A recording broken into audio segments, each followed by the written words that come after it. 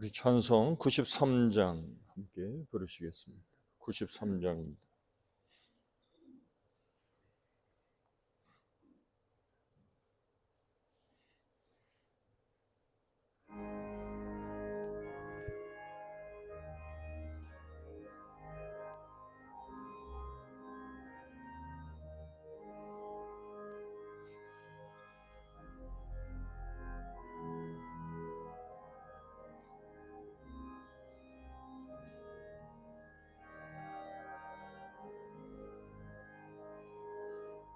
예수는 나의 힘이요 내 생명 되시는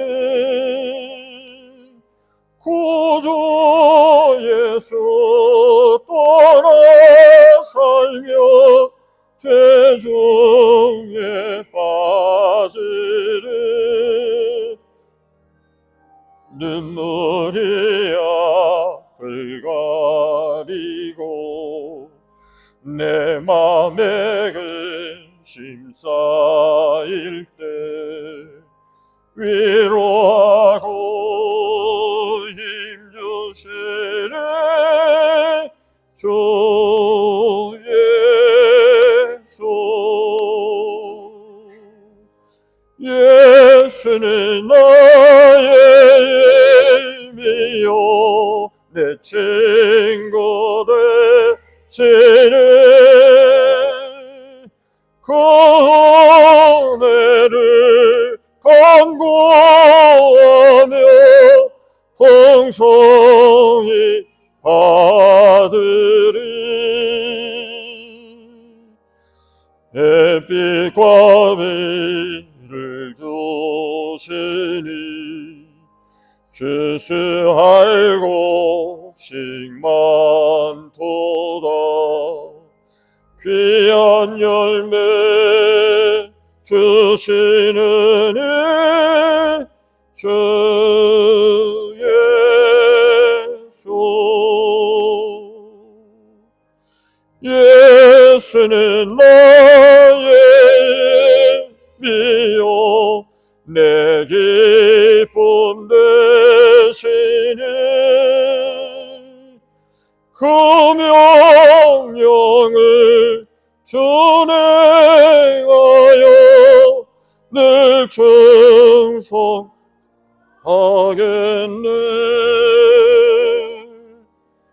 주야로 보호하시며 바른 길 가게 하시니 의지하고 따라가리 주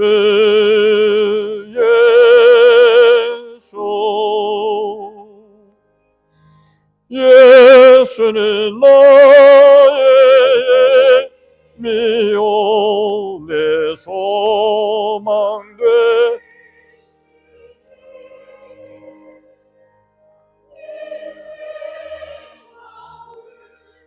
떠나갈 때 권영생 아들이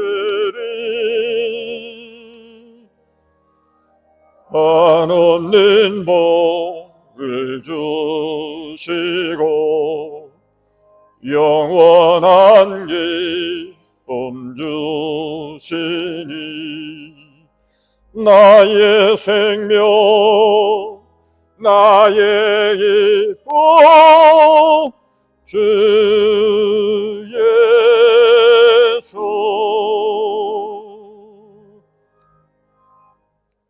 아멘. 이 시간 우리 다 같이 함께 묵도하심으로 성령 강림절 후 마지막 주일 예배 하나님 앞에 드리겠습니다.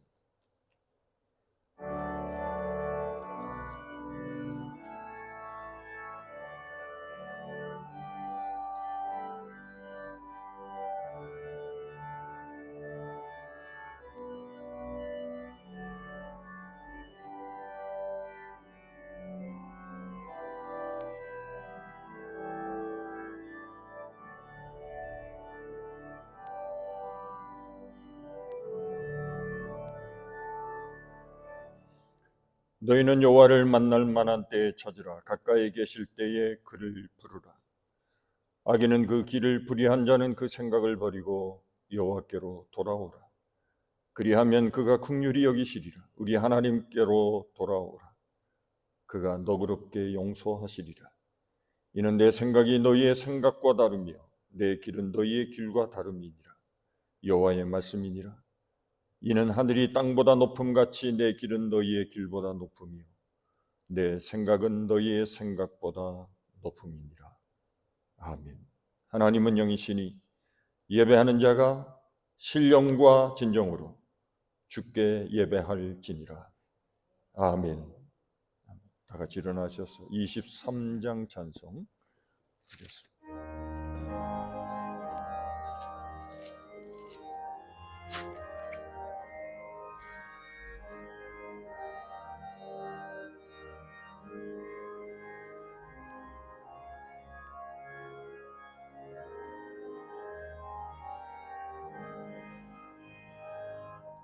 만님이 내게 있으면 그 있다가 지고 내 구주 주신 은총을 늘 찬송하겠네. 내 은혜로신 하나님 날 도와주시고 그 크신 영광 널리 펴알게 하소서. 내 주의 귀한 이름이 날 위로하시고 이 귀에 오막같으니 잠이락되도다. 내 죄의 권세 깨뜨려 그 결막 보시고 이 초한 마음을 비로소 고정케 하셨네.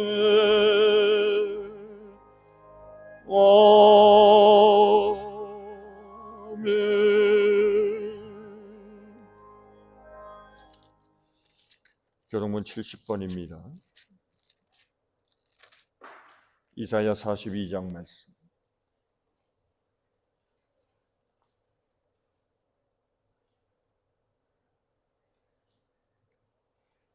내가 붙드는 나의 종, 내 마음에 기뻐하는 자, 곧 내가 택한 사람을 보라. 내가 나의 영을 그에게 주었은즉 그가 이방에 정의를 베풀리라. 그는 외치지 아니하며 목소리를 높이지 아니하며 그 소리를 거리에 들리게 하지 아니하며 상한 갈대를 꺾지 아니하며 꺼져가는 등불을 끄지 아니하고 진실로 정의를 시행할 것이며 그는 쇠하지 아니하며 낙담하지 아니하고 세상에 정의를 세우기에 이르리니 섬들이 그 교훈을 앙망하리라. 나 여호와가 의로 너를 불렀은즉 내가 네 손을 잡아 너를 보호하며 너를 세워 백성의 언약과 이방의 빛이 되게 하리니 내가 눈먼 자들의 눈을 밝히며 갇힌 자를 감옥에서 이끌어내며 흑암에 앉은 자를 감방에서 나오게 하리라. 아멘. 사도신경 우리 신앙고백 함께 하겠습니다. 나는 전능하신 아버지 하나님 천지의 창조주를 믿습니다. 나는 그의 유일하신 아들 우리 주 예수 그리스도를 믿습니다. 그는 성령으로 잉태되어 동정녀 마리아에게서 나시고 본디오 빌라도에게 고난을 받아 십자가에 못 박혀 죽으시고 장사된 지 사흘 만에 죽은 자 가운데서 다시 살아나셨으며 하늘에 오르시어 전능하신 아버지 하나님 우편에 앉아 계시다가 거기로부터 살아있는 자와 죽은 자를 심판하러 오십니다.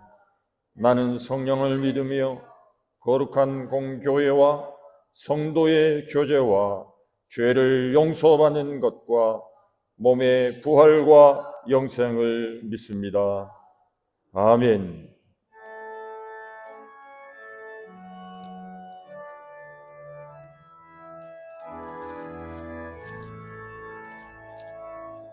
성부 성자와 성령 찬송과 영광 돌려보내세 대저로 지금까지 또 영원 무궁토록 성삼위께 영광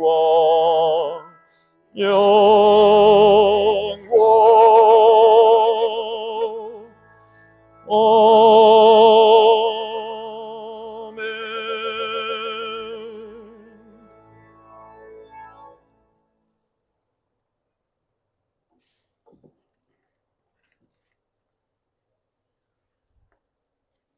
주님을 사모하는 모든 사람들의 마음을 부으시는 하나님, 이 시간 사랑과 감사와 영광을 드립니다. 아멘. 오늘도 그렇게 주님들에 나와서 저희를 주님의 거룩한 제자 앞에 모여주며 감사함을 드릴 수 있게 하심을 진정 감사드립니다. 아멘. 제일 먼저 하나님의 마음을 생각하게 하시고 주여. 오직 주님만을 바라보며 진정한 마음으로 얘기하게 하여 주시옵소서. 아멘. 지금까지 지내온 것 다 주님의 주님을 감사드립니다. 아버지. 지난 시간 나약한 믿음으로 인해 저희들 어긋나는 말씀을 용서하여 주시옵소서. 아버지. 항상 하나님을 안다, 하나님의 말씀을 안다 하면서도 저희들 여전히 삶에 있으며 사람들의 고통과 아픔에는 관심이 없고 그저 내 필요, 내 욕망, 내 욕심에만 채우는 것에만 관심을 두는 어리석은 우리의 소용되는 있게 하여 주시옵소서. 아멘. 우리가 행할 대로 사는지를 말씀하셨던 주님, 제일 먼저 우리 교회 안에서 서로 사랑을 주고받는 우리가 되게 하여 주시옵소서. 아멘. 평소와 비례로 믿음의 착한 행함이 사랑의 조소리처럼 번질 때 주여. 우리 교회가 새로워지는 교회가 되리라 믿습니다. 아멘. 저희들 한 마음으로 믿음으로 연합하게 하여 주시고 주여. 순종하게 하시고 주여. 헌신하게 하시고 주여. 서로 사랑하게 하시옵소서. 아버지. 그로 인하여 저희를 부족하지만 분명 놀라운 부분이 일어날 수 있습니다. 아멘. 나에게 힘을 주시는 주님, 어려울 때 힘이 되시는 주님, 우리 목사님께 마음의 평안을 주시옵소서. 아버지. 오늘도 담대하게 주님 말씀 선포하실 때 주여. 그 말씀 듣고 주님께 더 가까이 가기를 다짐하는 시간이 되게 하여 주시옵소서. 아멘. 이 시간 각자 기도하는 모든 것 다 주님께 맡길 때 염려하지 말라는 주님의 음성을 듣는 시간이 되기를 간절히 원합니다. 아멘. 하나님의 온전한 참사랑을 우리 마음속에 가득 부어 주시옵소서. 아멘. 하나님, 올 한해도 이렇게 지켜주셨음에 다시 한번 감사드립니다. 아버지. 지난달에 모든 것들을 생각해 볼 때 저희들 기도와 관계 없이 순간순간 멈추게 하셨던 것, 또 다른 일로 방향을 주셨던 것, 주님께서 허풍하게 하려 하심을 그들에게 깨달았습니다. 아버지. 한이 없는 주님의 사랑이었음을 감사드립니다. 아멘. 계속 우리 소망의 주님이 같이 동행하심을 믿고 저희를 무조건 감사하며 나아가는 굳센 믿음을 주시옵소서. 아멘. 오늘도 주 안에서 구하는 모든 것 다 해결되는 간절한 소망들이 이루어질 수 있도록 동행하여 주실 것을 믿사오며 아버지. 주님 말씀 예수님의 이름으로 기도드립니다. 아멘.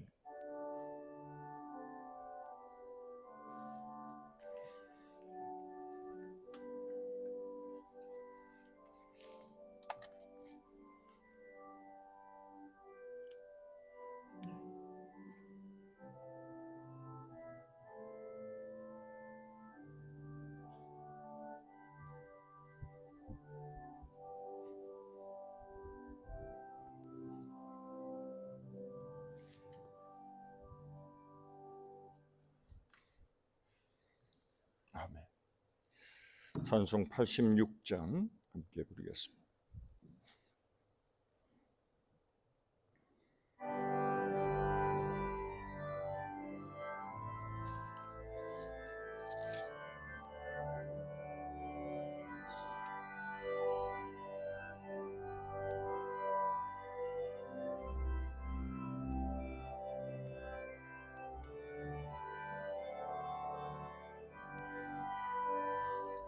내가 내르지 않은 예수 나의 상처 입은 심령을 불쌍하게 여기서 위로하여 주시니 미쁘신 나의 좋은 친구 내가 의지하는 예수 나의 사모하는 친구 나의 기도 들어서 응답하여 주시니 미쁘신 나의 좋은 친구 주의 손을 쥐하고 살 때 나를 해할 자가 없도다. 주님 나의 마음을 크게 위로하시니 미쁘신 나의 좋은 친구 내가 의지하는 예수 나의 사모하는 친구 나의 기도 들으사 응답하여 주시니 미쁘신 나의 좋은 친구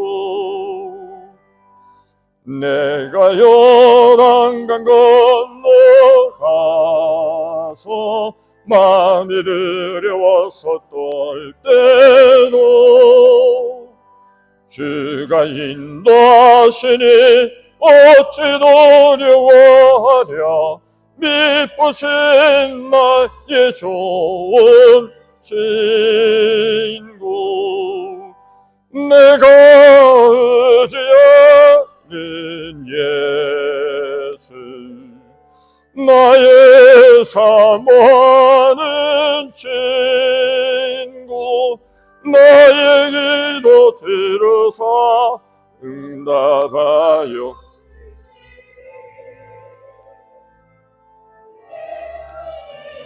나의 좋은 친구 이후 전국에 올라가서 모든 성도들과 다 함께 우리들을 구하신 주를 찬양하리라 미쁘신 나의 좋은 친구 내가 의지하는 예수 나의 사모하는 친구 나의 기도 들으사 응답하여 주시니 진 나의 좋은 친구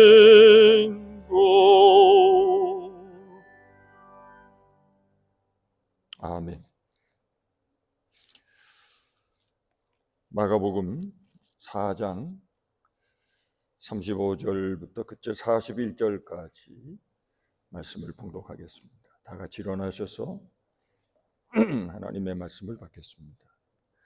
그날 저물 때에 제자들에게 이르시되 우리가 저편으로 건너가자 하시니 그들이 무리를 떠나 예수를 배에 계신 그대로 모시고 가매 다른 배들도 함께 하더니 큰 광풍이 일어나며 물결이 배에 부딪혀 들어와 배에 가득하게 되었더라. 예수께서는 고물에서 베개를 베고 주무시더니 제자들이 깨우며 이르되 선생님이여 우리가 죽게 된 것을 돌보지 아니하시나이까 하니 예수께서 깨어 바람을 꾸짖으시며 바다더러 이르시되 잠잠하라 고요하라 하시니 바람이 그치고 아주 잔잔하여 지더라. 이에 제자들에게 이르시되 어찌하여 이렇게 무서워하느냐 너희가 어찌 믿음이 없느냐 하시니 그들이 심히 두려워하여 서로 말하되 그가 누구이기에 바람과 바다도 순종하는가 하였더라. 아멘. 하나님의 말씀입니다. 자리에 앉으시기 바랍니다. 시간 우리 이복영 권사님 특별 찬양 읽겠습니다.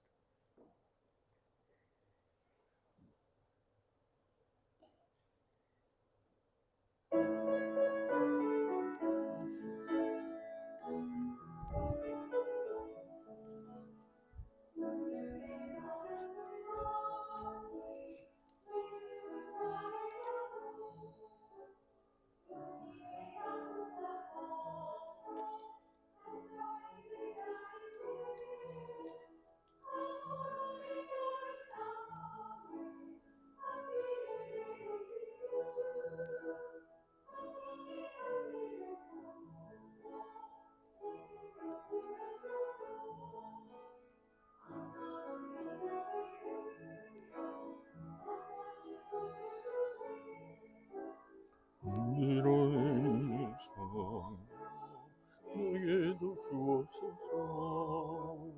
아무면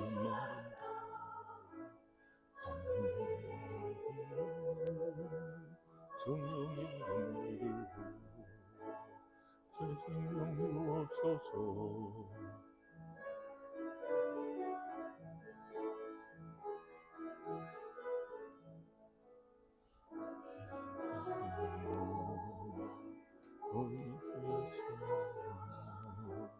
오늘의 흡족한 인내 주실 줄 믿습니다.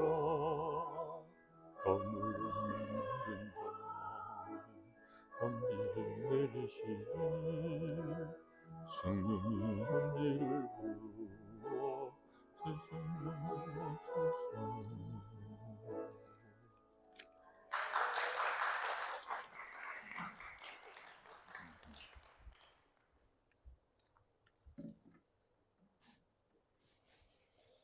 귀한 찬양 감사합니다.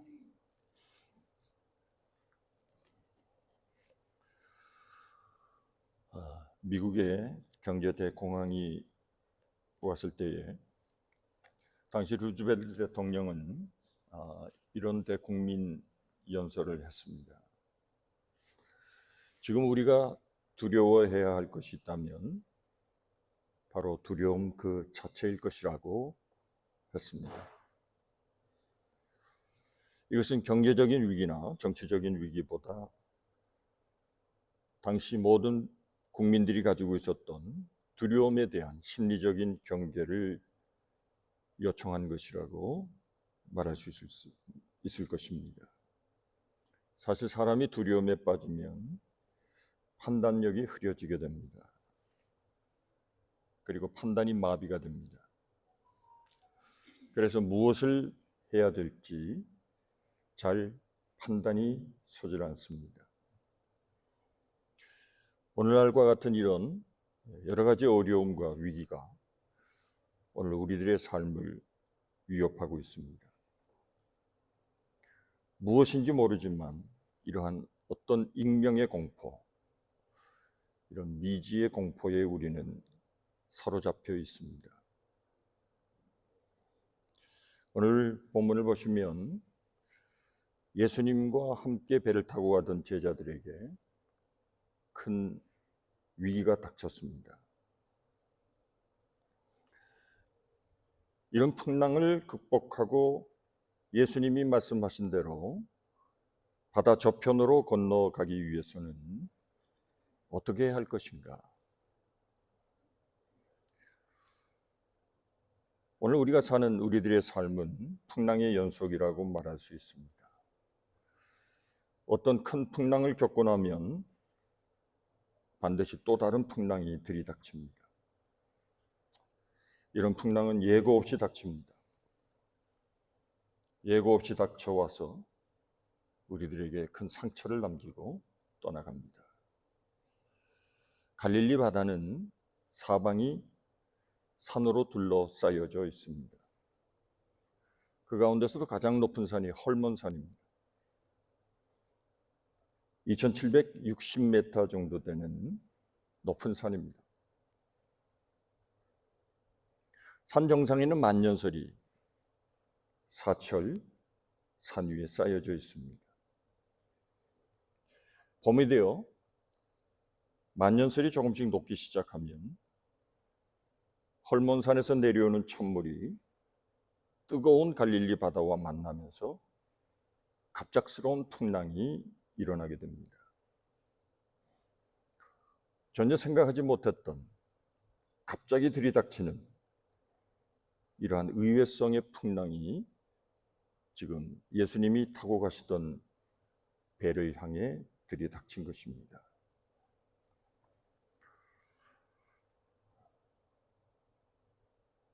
우리의 인생에서 풍랑은 이렇게 우리에게 예고 없이 찾아오는 불청객과 같습니다. 우리의 인생을 허무는 듯한 이 큰 풍랑이 우리를 집어삼킬 듯이 찾아오게 됩니다. 이것이 오늘 우리가 살아가는 우리의 인생이라고 말할 수 있을 것입니다. 이제 오늘 본문으로부터 시작해서 예수님의 사역이 제자들에게 집중이 됩니다. 예수님은 공생의 3년 동안 제자들에게 많은 관심을 쏟으셨습니다. 오늘 본문은 제자들이 예수님과 함께 배를 타고 갈릴리 바다 건너편으로 가는 가운데 일어난 사건입니다. 갑자기 큰 광풍이 일어났고 파도는 매우 거세게 일어나서 물이 배 안으로 밀고 들어왔습니다. 추측하기는 예수님이 타신 배는 그리 큰 배는 아니었을 것이라고 생각합니다. 작은 배에 예수님과 12명의 제자들이 탔다면 아마도 배는 이미 꽉 찬 상태였을 것입니다. 그런데 광풍이 일어나면서 물이 계속해서 배 안으로 들어왔습니다. 배는 어찌 보면 침몰 위기에까지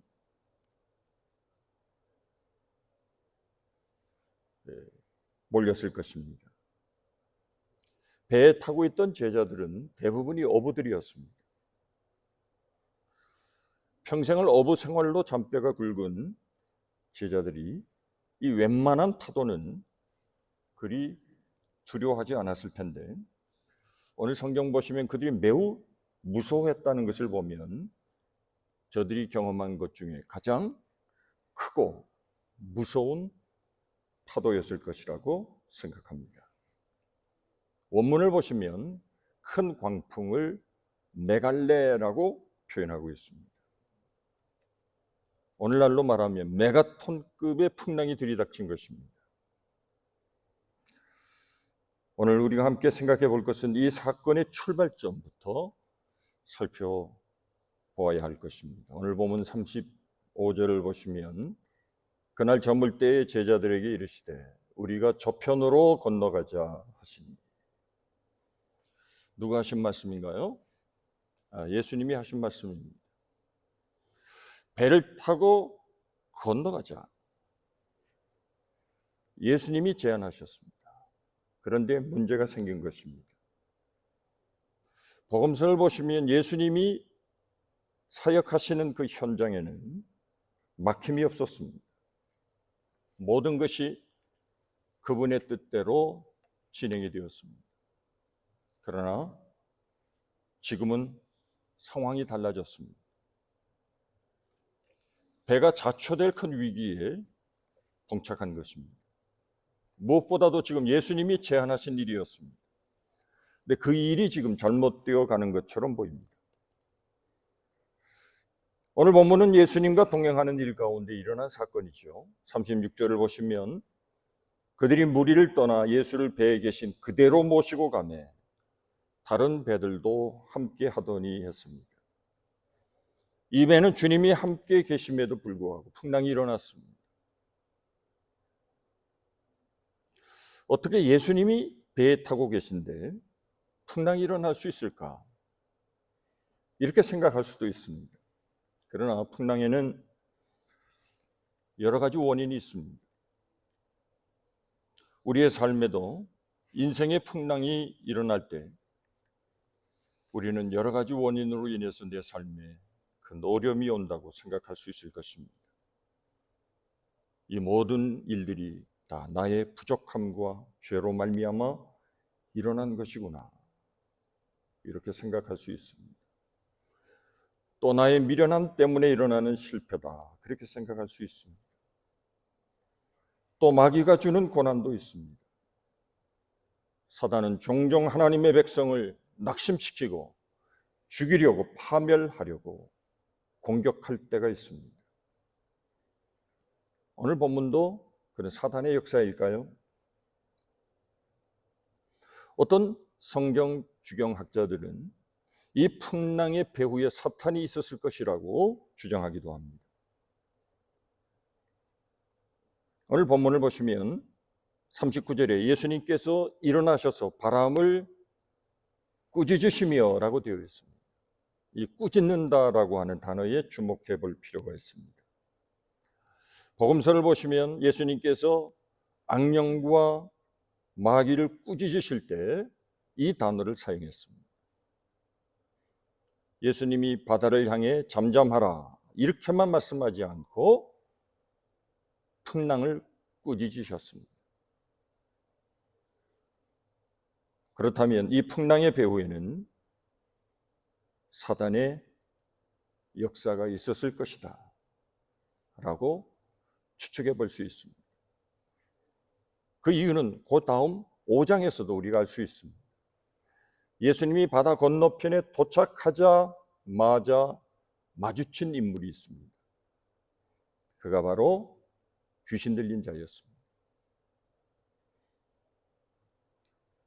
어쨌든 우리가 주님의 뜻과 말씀대로 살아가려고 하지만 우리가 가는 길에는 예기치 않았던 이런 무서운 풍랑이 일어날 때가 있습니다.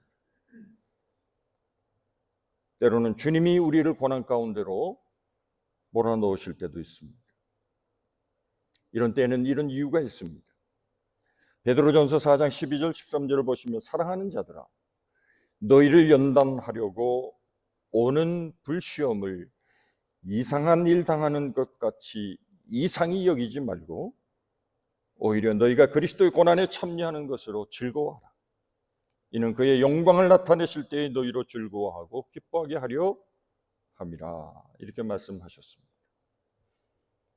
하나님께서 우리를 연단하시기 위해서 이런 불시험을 우리에게 주신다는 겁니다. 우리를 훈련시키시고 우리를 더욱 그리스도인다운 하나님의 사람으로 세우기 위해서 이런 연단의 과정이 필요해서 우리에게 극심한 환난과 시험이 있을 수 있다는 것입니다. 그래서 예수님께서 이것을 이상히 여기지 말고 고난에 참여하는 것을 즐겁게 여기라고 했습니다. 왜 풍랑이 일어났을까요? 원인은 여러 가지일 수 있습니다. 지금 예수님이 건너가자고 말씀하셨습니다. 이것을 보아서 이 사건은 우연이기보다는 어떤 의도된 풍랑이 일어난 것이라고 생각해 볼 수 있습니다. 제자들에게는 매우 당황스러운 사건입니다. 조금 전만 해도 예수님이 행하신 기적으로 인해서 사람들이 구름대와 같이 몰려들었습니다. 예수님을 따라 나섰던 제자들에게는 매우 흥분되는 일이었을 것입니다. 그리고 이제 저 강 건너편으로 가면 더 많은 사람들이 반겨주고 환호할 것이라고 기대했을 것입니다. 그런데 갑자기 큰 광풍이 일어났습니다. 죽음 직전에까지 몰렸습니다. 이제 주님의 의도가 조금씩 보여지기 시작합니다. 고난은 믿음을 달아보는 좋은 저울과도 같습니다. 모든 것이 다 잘 될 때는 알 수 없습니다. 그러나 고난으로 훈련되지 않은 사람은 고난이 오면 주님을 버릴 가능성이 큽니다. 그 시련을 통과하지 않으면 진정한 주님의 제자가 될 수 없습니다. 예수 믿고 모든 것이 다 잘 되기만 한다면 얼마나 좋겠습니까? 지금 좌초의 위기 앞에서 예수님은 주무시고 계십니다. 지금 제자들은 자신들은 죽게 되었는데 주무시는 예수님의 모습을 보며 저들은 크게 실망했습니다. 왜 주무시고만 있을까? 지금 이렇게 물이 배 안으로 들어와서 모든 사람들이 이제 큰 위기를 당해서 급급해하고 있는 이 모습을 왜 보시지 않고 모른 척하고 주무시고만 있을까? 아마도 예수님은 제자들이 이 위기 앞에서 어떻게 저들이 반응하는가를 시험하셨을 수 있습니다. 지금은 예수님께서 제자들을 훈련하는 과정에 있습니다. 이 풍랑은 매우 좋은 학습 교재였을 것입니다. 이 거대한 풍랑 앞에서 믿음의 실체가 드러나고 있습니다. 평소에는 잘 모릅니다. 그러나 고난을 당하면 오늘 나의 신앙의 위치가 어디에 있는지를 잘 알 수 있습니다. 복음서를 보시면 제자와 군중들이 구별되어 사용되고 있다는 것을 알 수 있습니다. 군중들은 자신의 필요를 따라서 예수님을 쫓았습니다. 저분이 우리에게 굶주린 배를 채워주지 않을까? 저 예수님이 정말 우리가 기다리던 이스라엘을 로마에서 구원할 메시아가 아닐까?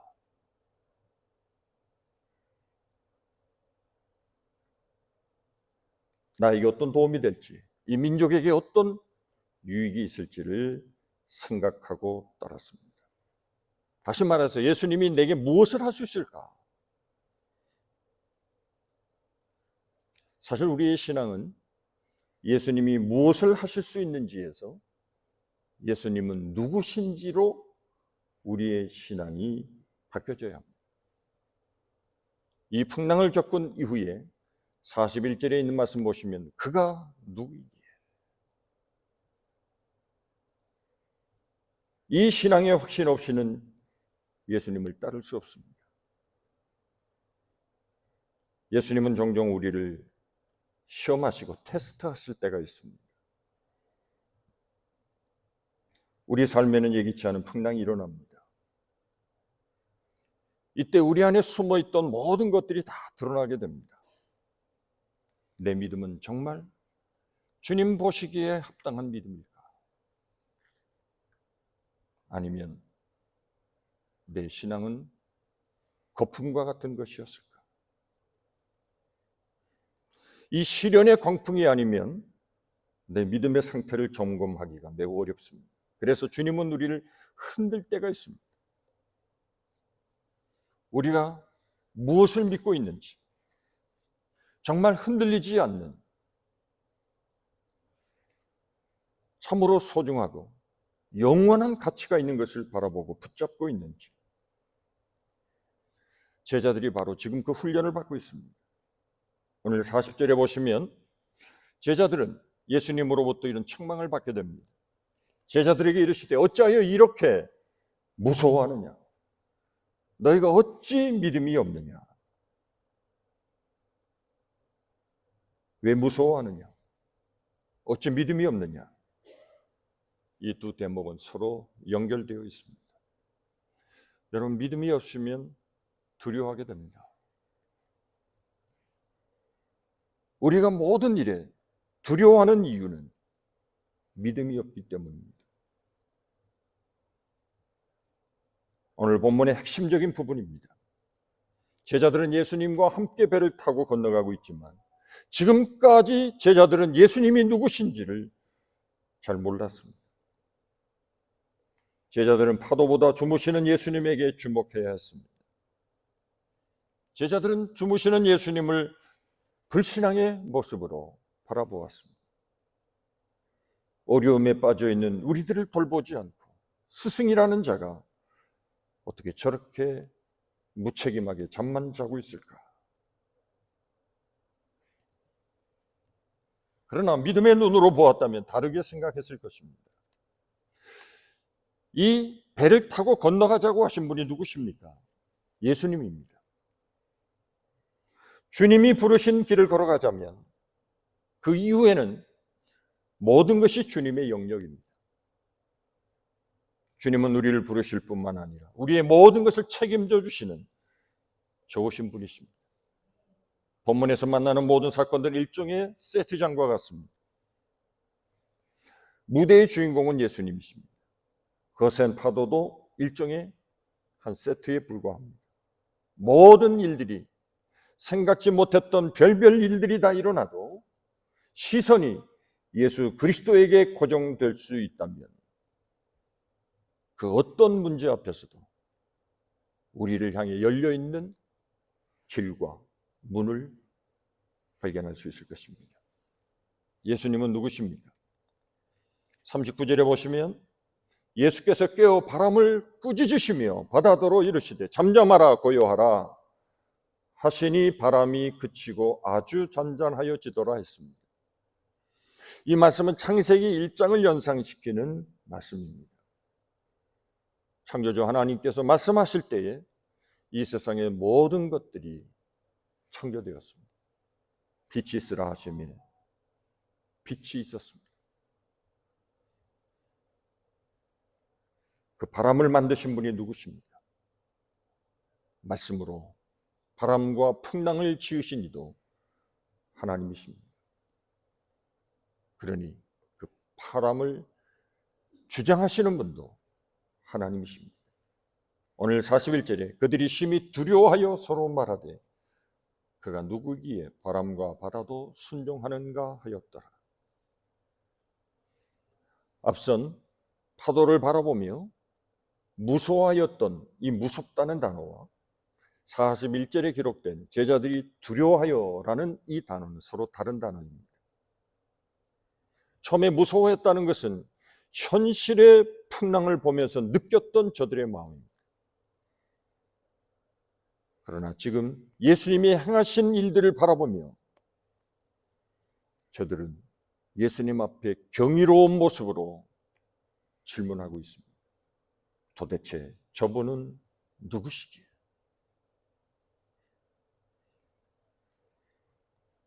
그동안 예수님께서 제자들에게 보여주신 일들이 얼마나 많습니까? 짧은 시간이지만 제자들은 눈앞에서 일어난 수많은 기적을 바라보았습니다. 하나님의 말씀을 들었습니다. 그런데 제자들은 아직 눈이 열리지 않았습니다. 주님에게서 나온 능력이 어디로부터 온 것인지, 그분이 누구시기에 기적을 행할 수 있는지 저들은 몰랐습니다. 우리의 신앙에 매우 중요한 것은 바로 영의 눈이 열리는 것입니다. 믿음의 눈이 열리는 것입니다. 그러면 하나님이 누구이신지를 알 수 있습니다.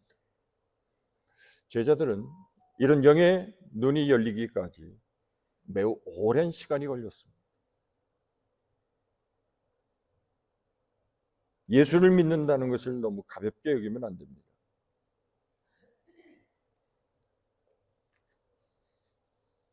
교회를 얼만큼 다녔느냐가 중요하지 않습니다. 예수님이 누구신지를 깨달아야 됩니다.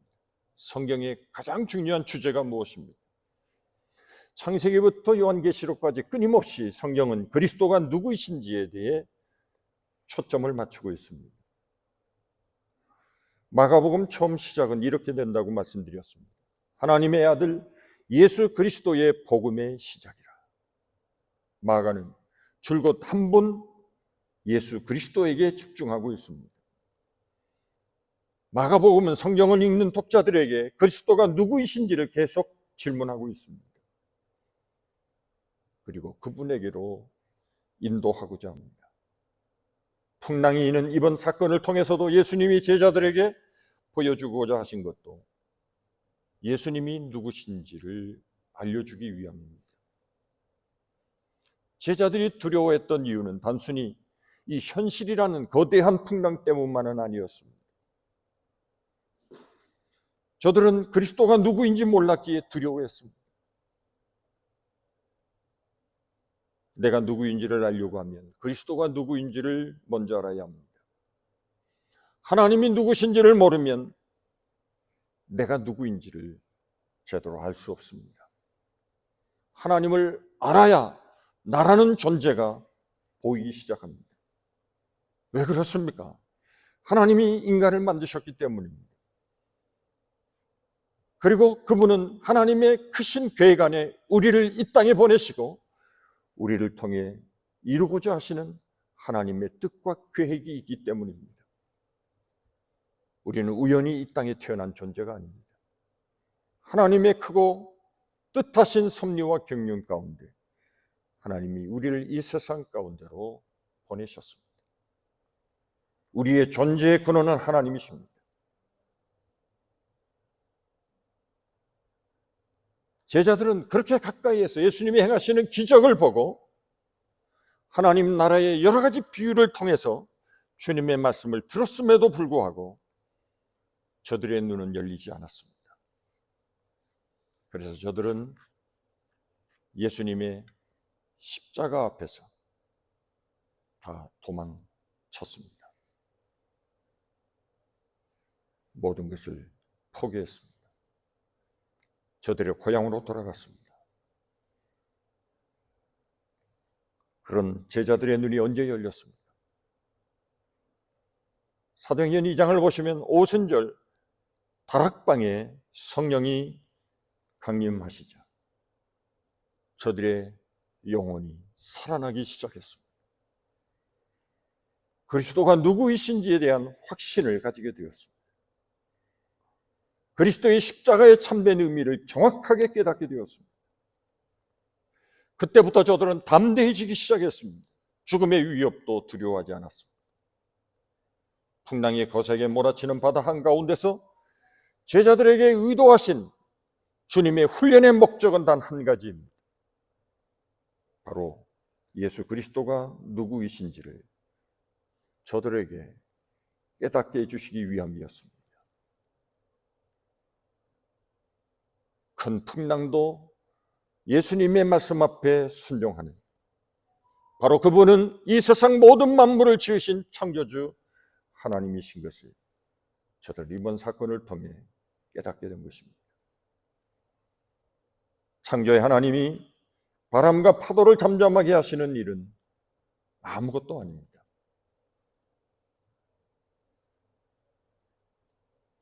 그것보다 더 중요한 것은 그리스도를 아는 믿음입니다. 우리는 이 사건을 통해서 주님이 이런 기적을 행하셨다는 이 일에, 이 본문의 메시지의 핵심으로 본다면 이 성경을 잘못 읽는 것입니다. 그리스도를 알아가는 일은 매우 오랜 시간이 걸립니다. 우리가 제자 훈련을 하고 선교지를 몇 번 갔다 오고 교회를 몇 년 이상 섬기고 이런 것으로 설명할 수 있는 일이 아닙니다. 물론 이런 일련의 과정들을 통해서 그리스도를 알아갈 수 있습니다. 그러나 더 중요한 것은 우리의 인생에서 불어닥치는 예기치 않았던 수많은 풍랑을 겪으면서 그 풍랑 속에서 말씀하시는 주님의 음성을 듣는 것입니다. 신앙의 여정에는 별일이 다 일어납니다. 수많은 위기들을 통과해야 합니다. 그때 가장 중요한 것이 무엇일까요? 우리는 이 일을 통해서 하나님이 어떤 분이신가를 알 수 있어야 합니다. 인생의 큰 풍랑이 닥칠 때 개인적으로는 견딜 수 없는 큰 고통이지만 그런 사건을 통해서 조금씩 하나님을 경험하고 알게 됩니다. 평소에는 자신만만하게 살아가지만 거대한 풍랑이 밀어닥치면 초라해질 수밖에 없는 것이 우리들입니다. 내 힘으로 도저히 해결할 수 없는 막다른 길로 내몰릴 때에 우리가 누구를 바라볼 수가? 이제 제자들이 풍랑 가운데 예수님을 깨우기 시작합니다. 38절을 보시면 예수께서는 고물에서 베개를 베고 주무시더니 제자들이 깨우며 이르되 선생님이여 우리가 죽게 된 것을 돌보지 아니하십니까? 제자들이 예수님에게 명령하고 있습니다. 예수님 뭐 좀 해보십시오. 지금 우리가 죽게 되지 않았습니까? 우리도 때때로 예수님께 지시할 때가 많습니다. 하나님 좀 이렇게 해주세요. 이렇게 되기를 원합니다. 이렇게 해주셔야죠. 제자들이 당하고 있는 어려움을 방치하고 무관심해야 하고 침묵하시고 무심해야 하시는 예수님으로 저들이 오해하고 있습니다. 하나님은 내게는 무관심하신가 봐.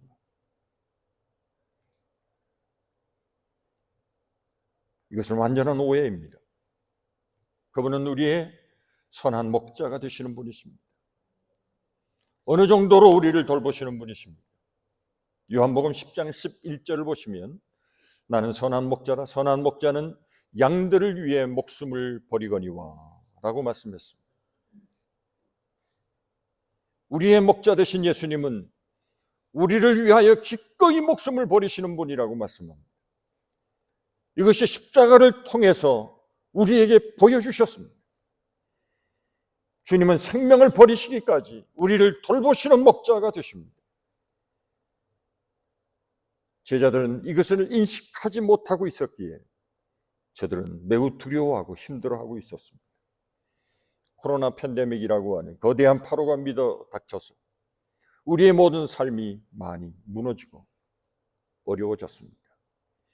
지금은 코로나의 후유증으로 경제적인 위기 상황이 계속되고 있습니다.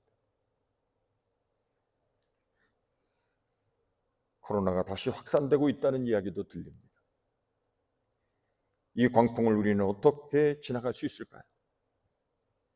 오늘 우리의 시선이 중요합니다. 지금 제자들은 풍랑 가운데 파도에만 집중되어 있었습니다. 파도만 바라보았습니다. 파도가 점점 거세지고 커지니까 죽는다고 소리를 질렀습니다. 우리가 다 죽게 되었습니다. 현실적인 눈에 보이는 것에서 이제 이 사건을 통해서 우리에게 말씀하시고자 하시는 주님의 음성을 들으려고 하는 것으로 우리의 신앙의 시선이 바뀌어져야 합니다. 이 시련의 고통 속에서도 내게 무엇인가 말씀하시고자 하시는 주님의 음성이 있습니다. 놀라지 말라. 두려워하지 말라. 내가 너와 함께 합니다. 이 고난 가운데서도 우리에게 들려주시는 주님의 음성을 들을 수 있다면 우리는 오늘 현실의 눈앞에 나타난 어떤 풍랑 앞에서도 결코 두려워하지 않을 것입니다. 일어난 상황보다 그리스도가 더 크심을 믿으시기 바랍니다. 그리고 그분을 바라보십시오. 본문의 핵심은 파도가 잠잠해지는 기적이 아닙니다. 파도는 한번 지나가면 그것으로 끝나는 것이 아니라 또 다른 파도가 우리를 덮칠 것입니다.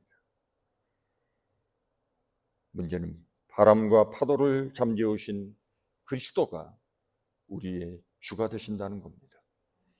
예수 그리스도가 행하신 능력보다 능력을 행하시는 그리스도를 바라볼 수 있어야 합니다. 기적은 다른 종교에도 있습니다. 우리의 관심사는 기적이 아닙니다. 하나님은 어떤 기적도 행하실 수 있는 분이십니다. 전능하신 분이십니다. 이 기적보다 지금 더 중요한 것은 전능하신 하나님이 우리의 구원자가 되시고 우리의 주가 되시며 우리의 삶 모든 것을 다스리시고 통치하시는 분이시라는 사실입니다.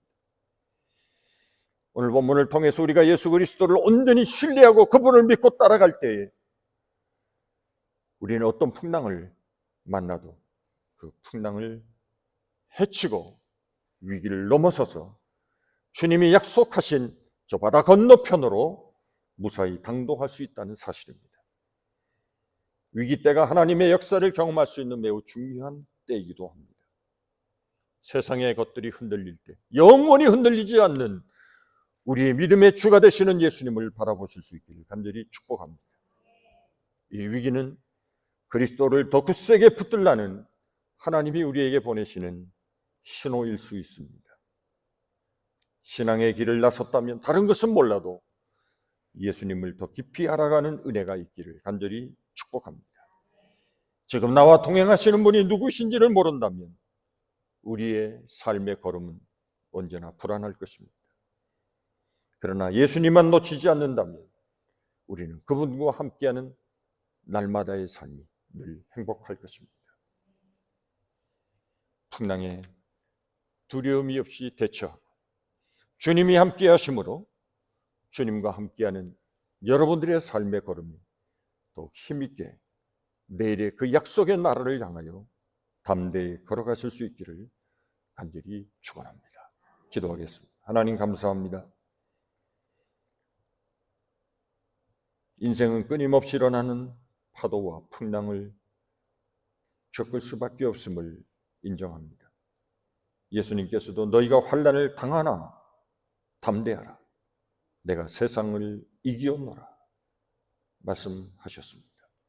환난을 당하지만 우리는 환난으로 인하여 넘어지지 않는 하나님의 담대한 용사임을 믿습니다.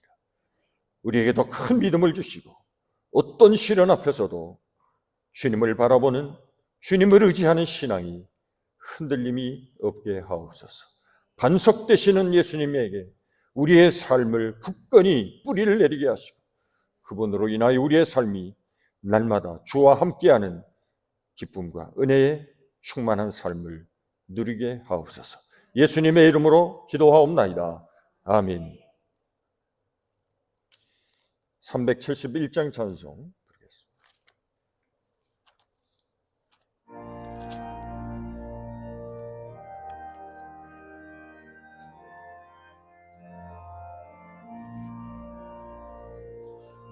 구주여 광풍이 불어 빗물결이 일어나 온 하늘이 어둠에 쌓여 피할 곳을 못 우리가 죽게 된 곳을 안 돌아봅니까? 깊은 바다에 빠지게 된 때 주무시려 합니까? 큰 바람과 물결아 잔잔해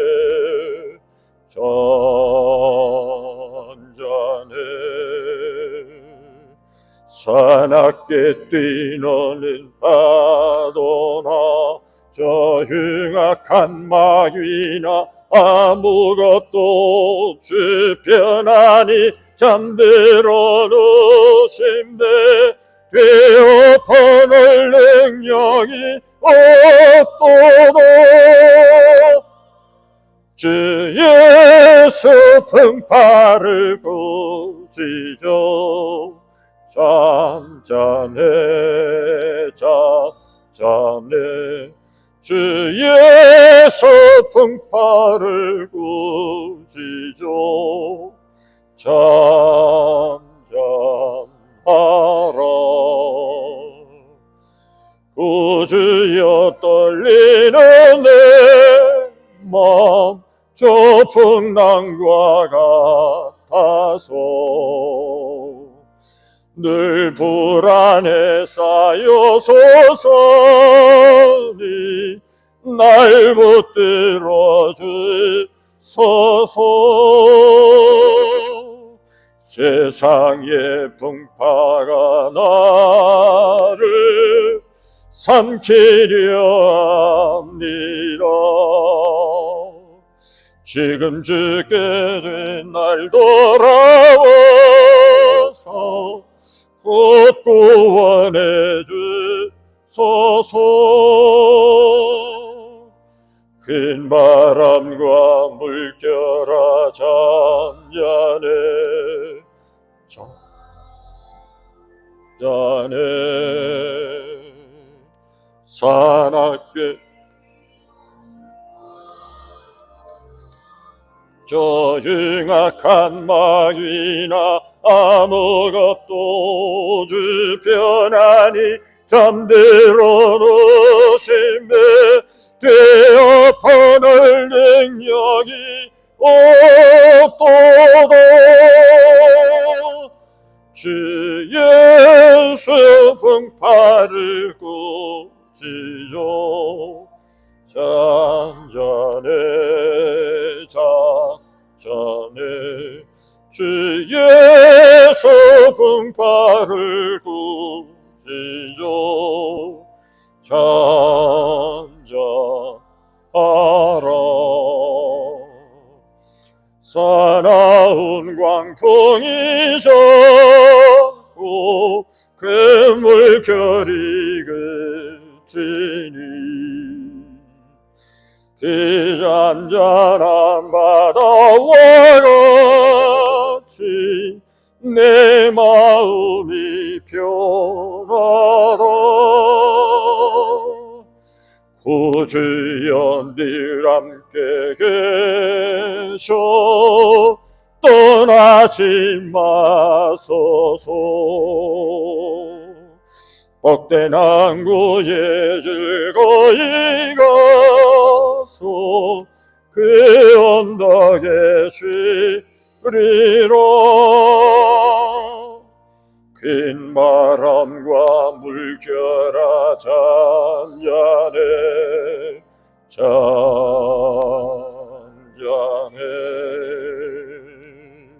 사납게 뛰노는 파도나 저 흉악한 마귀나 아무것도 주편하니 잠들어 누심에 뛰어 퍼낼 능력이 없도다.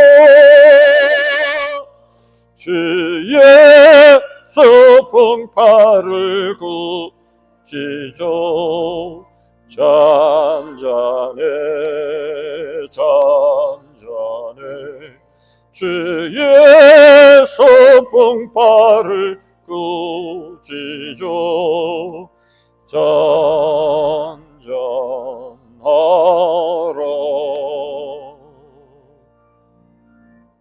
아멘.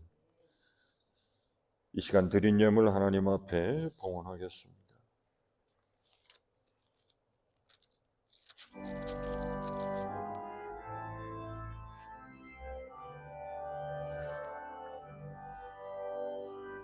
너의 보화들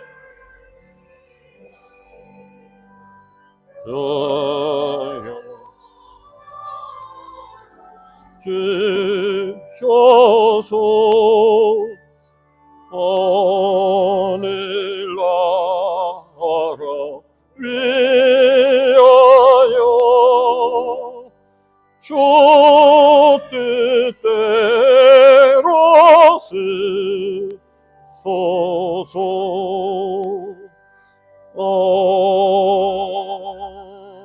아멘. 저희 가정 선교 예물 드립니다. 손호철 권사님, 최양 권사님 가정 11제물 드립니다.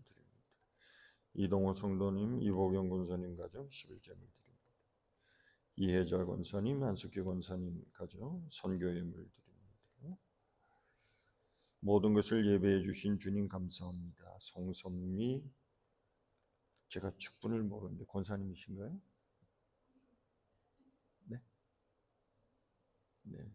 송선미 성도님, 김영표 주사님, 박학순 집사님 가정 감사함을 드립니다. 김혜진 집사님 건축함을 드립니다. 기도하겠습니다. 하나님 감사합니다. 지나간 한 주간도 요동치는 이 세상 가운데서 우리들을 지켜주시고 모든 것들마다 우리의 걸음을 선히 인도해 주시는 우리의 목자 되신 하나님께서 부족함이 없게 하시고 때마다 시마다 평강 주시기를 원하시는 그 하나님의 사랑 가운데 지내왔음을 믿고 고백을 합니다. 우리를 보호하시고 복되게 하시며 어디를 가든지 늘 함께해 주시는 하나님의 놀라우신 동행하심, 그 임마누엘의 은혜를 늘 체험합니다. 주님과 함께하는 기쁨을 얻게 해주신 하나님 앞에 모든 영광을 돌려드립니다. 이 시간 귀한 예물 정성으로 구별하여 주 앞에 올려드립니다. 이 땅에 수고하고 땀 흘리며 애써 주님이 주신 것에 주님의 것을 구별하여 주님 앞에 드리는 귀한 손길들을 축복해 주시고 무엇보다도 감사함으로 하나님 앞에 귀한 예물을 드리는 저들의 믿음을 복되게 하셔서 더 많은 감사가 저들의 삶에 고백되게 하옵소서. 더 넘치는 감사로 하나님 앞에 영광을 돌리게 하옵소서. 선교의 물도 드리오니 주님 받으시고 쓰여지며 드려지는 것이 복음의 씨가 뿌려져서 많은 열매를 맺되 100배의 열매를 맺는 놀라운 영혼의 추수가 있게 하여 주옵소서. 세계 곳곳에 터져 수고하시는 선교사님들을 기억해 주시고 저들이 주님을 위하여 드리는 저들의 삶, 저들의 가정의 모든 일들을 주님이 주장해 주시고 복을 나누어 주옵소서. 꼭 어제를 통하여 귀한 정성을 주님 앞에 드린 여정을 기억해 주시고 저들의 삶 가운데 이 꽃과 같은 아름다운 향기가 저들이 가는 곳마다 증거되게 하옵소서. 그리스도가 나타나게 하시고 그리스도의 편지되는 삶을 살게 하여 주옵소서. 주님 앞에 드렸사오니 주님이 받으시고 쓰여지는 곳에 하나님의 거룩하시고 아름다운 일들이 증거되게 하옵소서. 예수님의 거룩하신 이름으로 축복하며 봉헌기도 드리옵나이다. 아멘.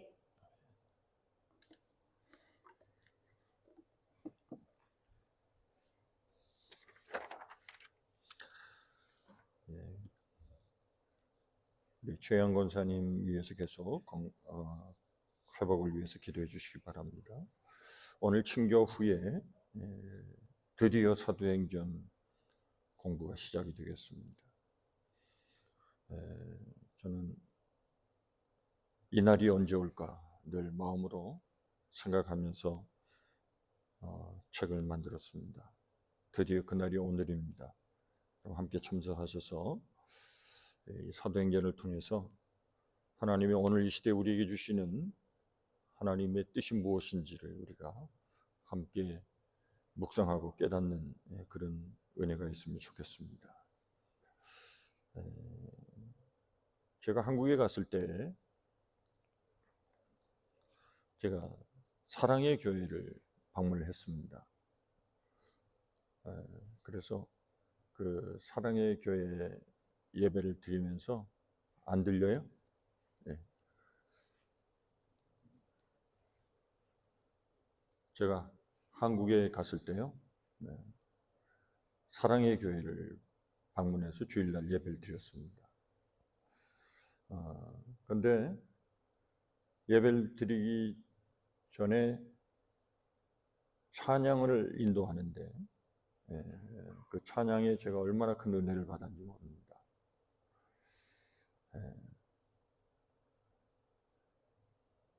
그 찬양의 마음의 문이 열리니까 예배가 그냥 은혜가 될 수밖에 없습니다.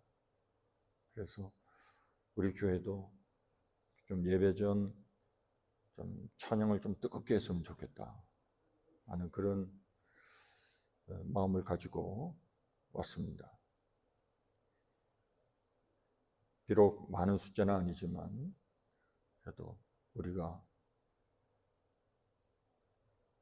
예수님이 제자들보다는 조금 많은 것 같은데 우리들이 열심히 한다면 세상을 바꿔놓을 수도 있지 않을까.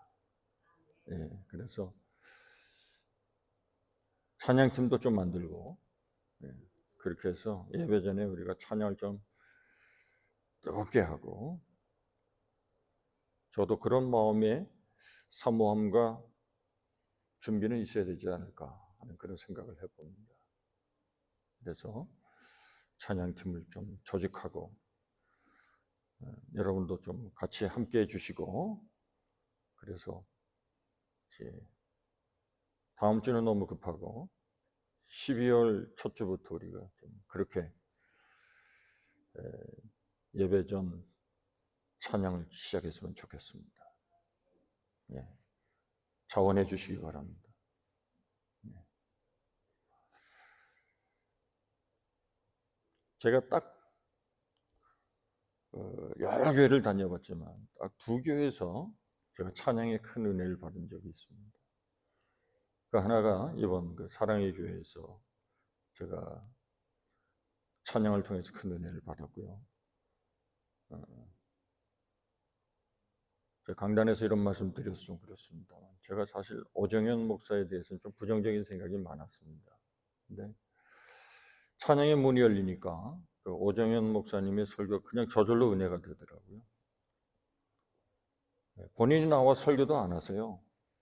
우리는 그 큰 스크린으로 예배를 드렸습니다. 그날 좀 몸이 안 좋으셨는지 일부 예배를 녹화한 걸 쭉 틀어주는데 그냥 스크린을 보고 예배 드리는데도 그냥 은혜가 되더라고요. 찬양은 참 능력이 있다는 걸 알았고, 두 번째는 여기 프레이어 팔리스라고 하는 데가 있습니다. 여기 토론토 핀치하고 400이 있는 그 큰 둥그런 교회, 그 교회를 방문했을 때 거기서 어떤 찬양 인도자가 내 평생에 가는 길, 그 찬양을 부르는데요. 그 찬양을 우리가 뭐 수십 번, 수백 번 부른 찬양 아닙니까?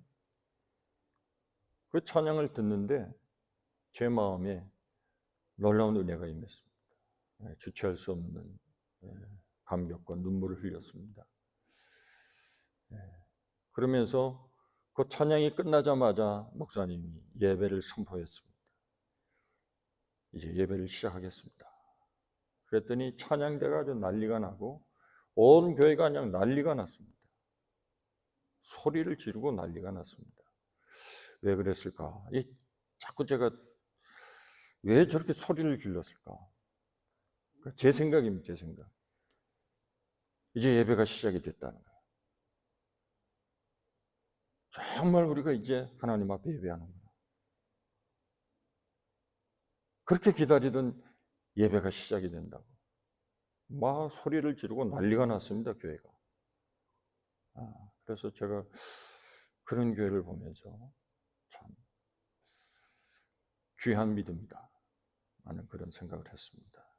하여튼 12월 첫 주부터 우리가 찬양팀을 이렇게 하겠습니다. 여러분 특성하시는 거 보니까 우리가 매 찬양마다 은혜를 받잖아요. 그래서 우리가 함께 해주시면 좋겠다 하는 그런 생각이 듭니다. 다 동참해 주시면 감사하겠습니다. 다 같이 일어나셔서 성령 635장 부르시고 축도로 주일 예배 마치겠습니다.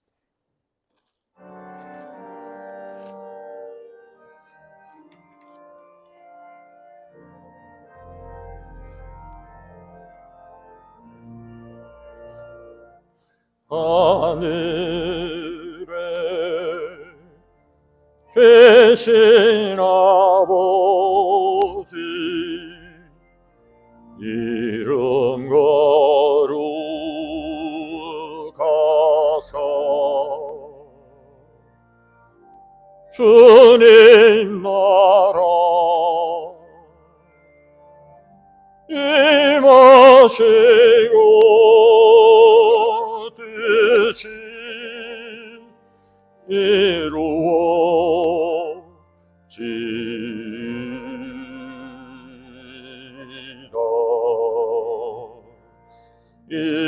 일용할 양식 주시고 우리들의 큰 죄 다 용서하시고 또 시험에 들게 마시고 악에서 구원하소서. 되게 주의 나라 주의 권세 주의 영원히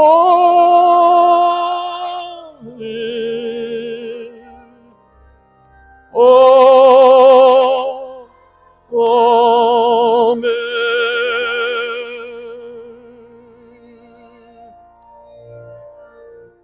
이제는 우리 구주 예수 그리스도의 구속의 은혜와 하나님 아버지의 그 무한하신 사랑하심과 성령님의 감화 감동되게 충만 교통 역사하시는 은혜가 수없는 인생의 위기와 어려움을 겪으며 더욱 주님을 의지하고 주께서 우리의 모든 인생을 주관하시며 내 삶을 반드시 약속의 그 나라에 들어가기까지 우리를 이끄시고 인도해 주실 줄 믿으며 하나님의 거룩하신 뜻을 깨닫고 주님이 하시는 말씀에 귀를 기울이며 더 귀한 믿음으로 승리하기를 원하는 하나님의 귀한 자녀들 가운데 이제로부터 영원토록 항상 우리와 함께 하시기를 간절히 축원하옵나이다.